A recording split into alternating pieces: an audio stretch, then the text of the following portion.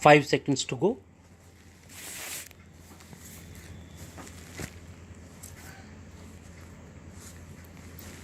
Start.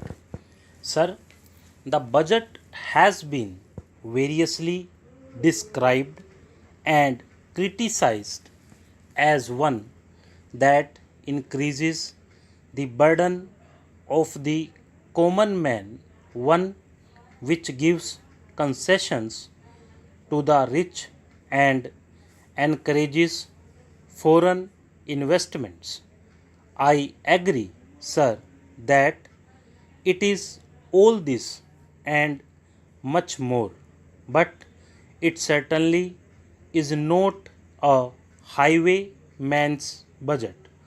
To my mind, sir, the budget is sincere, conscientious, and at the same time, it is a bold effort on the part of the finance minister who is charged with heavy responsibility of finding resources for the third 5-year plan.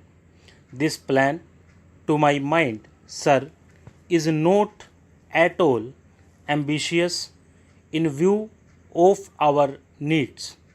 It may be looked upon as a rather heavy demand, but looking to our needs, it is not very ambitious. Sir, the fact that even the considerations of the coming general elections could not deflect the finance minister from the course which seemed to him necessary and proper should earn him the appreciation of every right thinking man.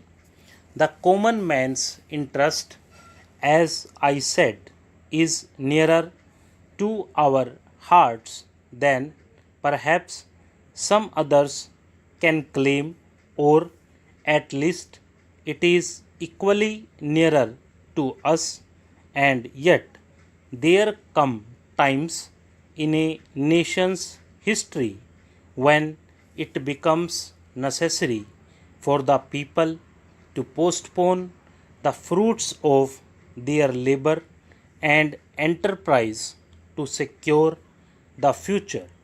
Here also, sir, opinions may differ.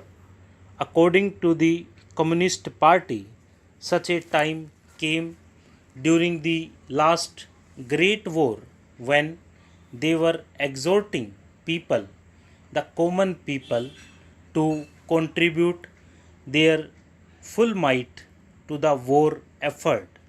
According to us, however, sir, we are passing through such a time at the present moment, and I have no doubt that the common people appreciate this position and will willingly tighten their belts, contribute their full might, and will surely return the Congress to power, having full confidence in the future and looking to a future where their posterity will be assured of a far better social and economic order.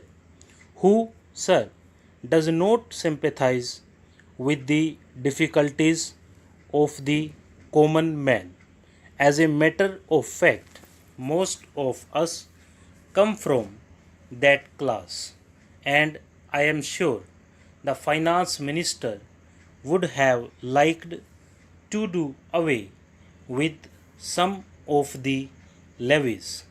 None would have been happier if he could have done without these new levies, but there are, sir, certain very imperative limitations. We are passing through a critical period. Sir, it may not be necessary to continue these levies for a long time. Rather, I am inclined to think that before long it may be possible to give up some of them at least. I have very valid reasons to think so. Our public undertakings are coming to their own, and some of our important irrigation and power projects have just been completed. Some others are nearing completion, and in due course, I think in the very near future, they must yield returns. This will go a long way to lighten the burden of the common man. We might, sir, also resort to some other ways. I suggest that we might take to public trading in some specific items of export and import. That would also certainly go a long way and help us. The private corporate sector has been steadily growing and has been developing capacity. It is sure to benefit from all these present concessions and develop greater capacity. This sector must come forward to meet new demands for taxation in the future.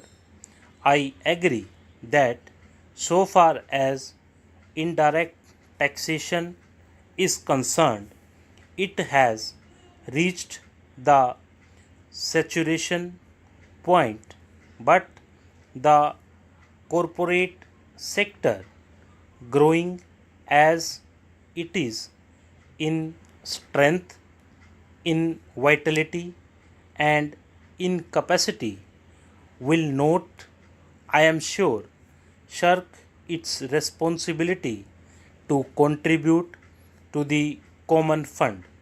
I wish, sir, the committee which had been appointed to go into where the additional national income had gone had entered upon its labors a bit earlier and had made its findings available to us.